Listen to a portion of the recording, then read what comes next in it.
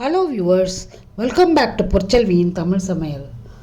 சுண்டைக்காய் மாங்காய் இஞ்சி வச்சு ஒரு துவையல் அரைச்சி ஆரோக்கியமாக சாதத்தில் போட்டு பிசைஞ்சு கொஞ்சம் நெய் விட்டு சூடாக சாப்பிட்டோன்னு வச்சுக்கோங்க, நல்லா டைஜஷன் இருக்கும். அதே மாதிரி நல்ல அயன் சத்தும் நிறையா கிடைக்கும். சுண்டைக்காயில் எக்கச்சக்கமான அயன் இருக்குது. காய்கறியிலே நமக்கு சுண்டைக்காயில் தான் நமக்கு அயன் அதிகமாக தருது.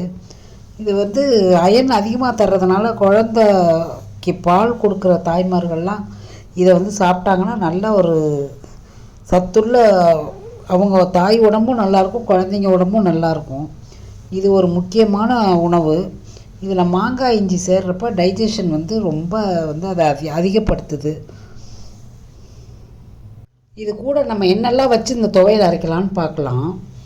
இதுக்கு இப்போ தேவையான பொருட்கள் 2 டீஸ்பூன் கடலைப்பருப்பு, 2 டீஸ்பூன் உளுத்தம்பருப்பு, 1 டீஸ்பூன் சீரகம், கொஞ்சம் சால்ட்டு, 2 துண்டு மாங்காய் இஞ்சி, பூண்டு, கடுகு, புளி, அதை தாளிக்க எண்ணெய், கொத்தமல்லி, சுண்டைக்காய், பச்சை மிளகாய், வெங்காயம், கூடவே கருவேப்பிலை, கொஞ்சம் அது கூட சேர்த்து அரைக்க வெல்லமும் எடுத்துக்கலாம்.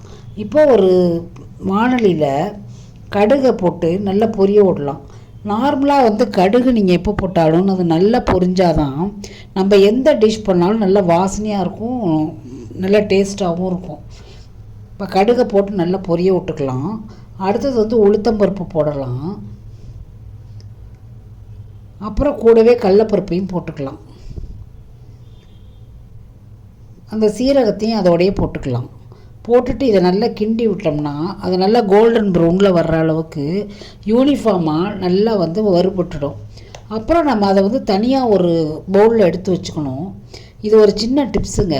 நம்ம எந்த துவையில் அரைச்சோம்னாலும் அதை நம்ம கடலைப்பருப்பு உளுத்தம்பருப்புலாம் தனியாக ஒரு பவுலில் எடுத்து வச்சுக்கணும்.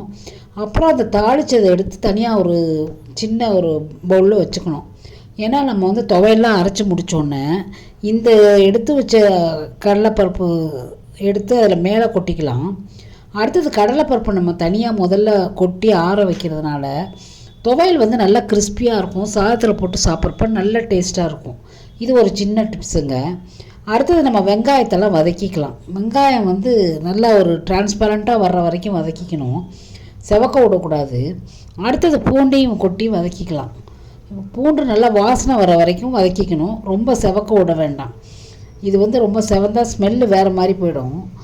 நல்லா வதக்கினதுக்கப்புறம் சுண்டைக்காய், கொத்தமல்லி, மாங்காய் இஞ்சி, பச்சை மிளகாய் எல்லாத்தையும் போட்டுக்கலாம். இது எல்லாத்தையும் நல்லா வதக்கணும், பச்சை வாசனை போகிற அளவுக்கு வதக்கிக்கணும். சுண்டைக்காயை நல்லா வதக்கினதுக்கப்புறம் தான் நல்லாயிருக்கும். அப்புறம் புளியை சின்ன சின்ன துண்டாக பிச்சு போடுங்க. அப்போ தான் அரைக்கிறப்போ ஒரு இடத்துல இல்லாமல் நல்ல யூனிஃபார்மாக எல்லா இடத்துலையும் அது கரைஞ்சி வரும். அப்புறம் உப்பு சேர்த்துக்கலாம். இப்போ ஆற வச்சுருக்கிற கடலைப்பருப்போட நம்ம வதக்கி வச்சுருக்கிற காய்கறி எல்லாம் போட்டுக்கலாம். அதாவது சுண்டைக்காய், மாங்காய் இஞ்சி, வெங்காயம், பூண்டு, கொத்தமல்லி, பச்சை மிளகாய் எல்லாத்தையும் போட்டுக்கலாம். போட்டு நல்லா ஆறட்டும். இது அப்படியே மிக்சியில் போட்டு ஒரு துவையல் அரைச்சி எடுத்துட வேண்டியதான். அவ்வளோதாங்க, நம்ம சுண்டைக்காய் மாங்காய் இஞ்சி துவையல் ரெடி ஆகிட்டு. நல்ல செரிமானம், நல்ல அயன் சத்து எல்லாமே இதில் இருக்குது. இப்போ கொஞ்சோண்டு வெல்லத்தையும் போட்டு அதையும் அரைச்சி எடுத்துக்கலாம். கடைசியாக நம்ம வெல்லம் சேர்க்குறது அதோடைய டேஸ்ட்டை ஆட் பண்ணுறதுக்காக தான். பாருங்கள், துவையல் ரெடி ஆகிடுச்சு. இப்போ இந்த துவையல் நம்ம சாதத்தில் போட்டு சூடாக சாப்பிட்றப்ப சாரி டேஸ்ட்டாக இருக்கும். இல்லைன்னா நம்ம இது தோசைக்கு, இட்லிக்கு, சப்பாத்திக்கு எதுக்கு வேணால் தொட்டுக்கலாம். நல்ல டேஸ்டான ஒரு துவையல் இது, சத்தான ஒரு துவையல் இது, மருத்துவ குணங்கள் அதிகமாக உள்ள துவையல் இது. இந்த வீடியோ உங்களுக்கு பிடிச்சிருக்கும்னு நினைக்கிறேன், உபயோகமாக இருக்கும்னு நினைக்கிறேன். உபயோகமாக இருக்குதுன்னு நினச்சிங்கன்னா உங்களுடைய கமெண்ட்டை செஞ்சு பார்த்துட்டு கமெண்ட் பாக்ஸில் போடுங்க. மேலும் இந்த வீடியோ பிடிச்சிருந்தா லைக் பண்ணுங்கள், கமெண்ட் பண்ணுங்கள், ஷேர் பண்ணுங்கள், மறக்காமல் சப்ஸ்கிரைப் பண்ணுங்கள். இந்த மாதிரி கொஞ்சம் நெய் விட்டுட்டு இந்த துவையில் ஒரு ஸ்பூன் போட்டு சுட சுட அந்த சாதத்தை சாப்பிடல அதோட டேஸ்ட் அப்படியே அள்ளுங்க. சப்ஸ்கிரைப் பண்ணிவிட்டு பெல் ஐக்கானே அமைக்கிக்கங்க. அப்போ தான் நான் போடுற வீடியோஸ் எல்லாம் நோட்டிஃபிகேஷனில் வரும், உங்களுக்கு உபயோகமாகவும் இருக்கும். மீண்டும் ஒரு பதிவில் சந்திப்போம்.